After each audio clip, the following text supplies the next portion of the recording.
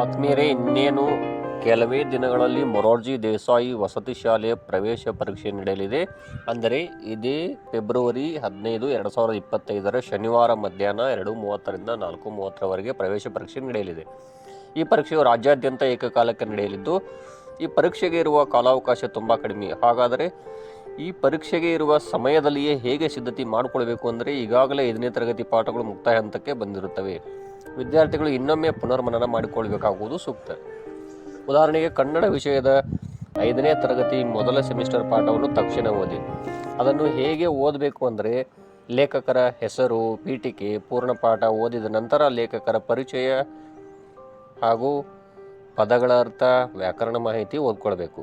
ಅದೇ ರೀತಿಯಾಗಿ ಒಂದು ಕನ್ನಡ ವ್ಯಾಕರಣ ಪುಸ್ತಕ ಇಟ್ಕೊಳ್ಳಿ, ಪ್ರಾರಂಭದಲ್ಲೇ ಓದಿದರೆ ಸೂಕ್ತ.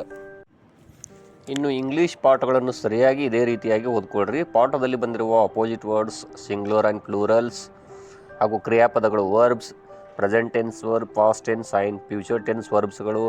ಅದೇ ರೀತಿಯಾಗಿ ಪದ್ಯಗಳಲ್ಲಿ ಬಂದಿರುವ rhyming words, missing letters, noun, pronoun, adjective ಇತ್ಯಾದಿಗಳ ಕಡೆಗೆ ಹೆಚ್ಚು ಗಮನವನ್ನು ಕೊಡಿ. ಇನ್ನು ಗಣಿತ ವಿಷಯಕ್ಕೆ ಬಂದಾಗ ಪ್ರತಿ ಪಾಠವನ್ನು ಓದಿ ಹಾಗೂ ಪಾಠದಲ್ಲಿ ಬಂದಿರುವ ಅಭ್ಯಾಸಗಳನ್ನು ಬಿಡಿಸಿ. ಏಕೆಂದರೆ ಪಾಠದ ವಿವರಣೆಯು ಬಹಳ ಮುಖ್ಯವಾಗುತ್ತದೆ. ಅದರಲ್ಲಿನ ವಿವರಣೆಯಿಂದ ಪ್ರಶ್ನೆಗಳನ್ನು ಕೇಳಬಹುದು. ಅದೇ ರೀತಿಯಾಗಿ ಪರಿಸರ ಅಧ್ಯಯನ ಪ್ರತಿ ಪಾಠವನ್ನು ಓದಿಕೊಳ್ಳಿ, ಯಾವುದೇ ಒಂದು ಸಾಲು ಬಿಡದೆ ಓದಿಕೊಳ್ಳ್ರಿ. 5ನೇ ತರಗತಿ ಎಲ್ಲ ಪಾಠ ಓದಿಕೊಳ್ಳ್ರಿ. ಪ್ರಮುಖ ಅಂಶಗಳ ಕಡೆಗೆ ಹೆಚ್ಚು ಗಮನವನ್ನು ಹರಿಸಿ. ಉದಾಹರಣೆಗಾಗಿ ಕನ್ನಡ ಪಾಠವನ್ನು ಯಾವ ರೀತಿ ಓದಿ ಮನದಟ್ಟು ಮಾಡಿಕೊಳ್ಳಬೇಕೆಂದರೆ, ಪ್ರಾರಂಭದಲ್ಲಿ ಈ ಪಾಠ ಬರೆದ ಲೇಖಕರ ಹೆಸರು ಅಥವಾ ಪದ್ಯ ಇದ್ದರೆ ಪದ್ಯ ಬರೆದ ಕವಿ ಹೆಸರು ಹಾಗೂ ಆ ಪಾಠದಲ್ಲಿ ಬಂದಿರುವ ಪದಗಳ ಅರ್ಥ ಮತ್ತು ಇಡೀ ಪಾಠವನ್ನು ಸಂಪೂರ್ಣ ಓದಿಕೊಳ್ಬೇಕು. ಅದೇ ರೀತಿಯಾಗಿ ಇಲ್ಲಿ ಬರುವಂಥ ಪದಗಳ ಅರ್ಥ, ಕೃತಿಕಾರರ ಪರಿಚಯ ಹಾಗೂ ಇಲ್ಲಿರುವಂತಹ ವ್ಯಾಕರಣ ಮಾಹಿತಿ. ಉದಾಹರಣೆಗೆ ಇಲ್ಲಿ ಪ್ರತ್ಯಯಗಳ ಪರಿಚಯ ಇದೆ, ವಿಭಕ್ತಿ ಪ್ರತ್ಯಯಗಳು. ಈ ರೀತಿಯಾಗಿ ನೀವು ಸಂಪೂರ್ಣ ಪಾಠವನ್ನು ಓದಿಕೊಳ್ಬೇಕು.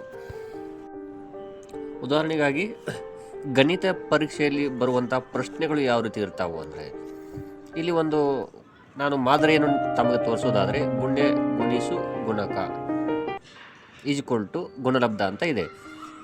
ಇದು ಪ್ರಶ್ನೆ ಹೇಗೆ ಬರುತ್ತೆ ಅಂದರೆ, ಗುಂಡೆ ಗುಣಿಸು ಗುಣಕ = ಏನು.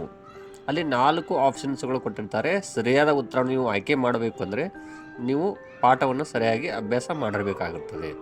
ಅದೇ ರೀತಿ ಇಲ್ಲಿ ಅಭ್ಯಾಸವನ್ನು ಕೂಡ ನೀವು ಪ್ರಾಕ್ಟೀಸ್ ಮಾಡಿರಬೇಕಾಗುತ್ತದೆ.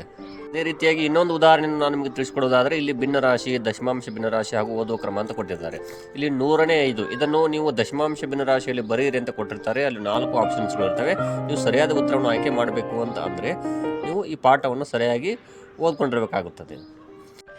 ಉದಾಹರಣೆಗಾಗಿ ಜೀವಸತ್ವ ಕೊರತೆಯಿಂದ ಬರುವ ರೋಗಗಳ ಬಗ್ಗೆ ಈ ಪಾಠದಲ್ಲಿ ತಿಳಿಸಲಾಗಿದೆ. ಇದು 4ನೇ ತರಗತಿಯಲ್ಲಿ ಬಂದಿರುವಂತಹ ಪಾಠ. ಜೀವಸತ್ವ ಕೊರತೆಯಿಂದ ಬರುವಂತಹ ರೋಗ ಯಾವುದು? ಇದಕ್ಕೆ ಸಂಬಂಧಪಟ್ಟಾಗಿ ನೀವು ಪಾಠವನ್ನು ಓದಿದಾಗ ಮಾತ್ರ ಈ ಆಪ್ಷನ್ಸ್ಗಳನ್ನು ನೀವು ಕಂಡುಹಿಡಲಿಕ್ಕೆ ಸಾಧ್ಯ ಆಗುತ್ತೆ. ಹಾಗಾಗಿ ಪ್ರತಿಯೊಂದು ಪಾಠವನ್ನು ಸರಿಯಾಗಿ ಮನನ ಮಾಡಿಕೊಳ್ಬೇಕು.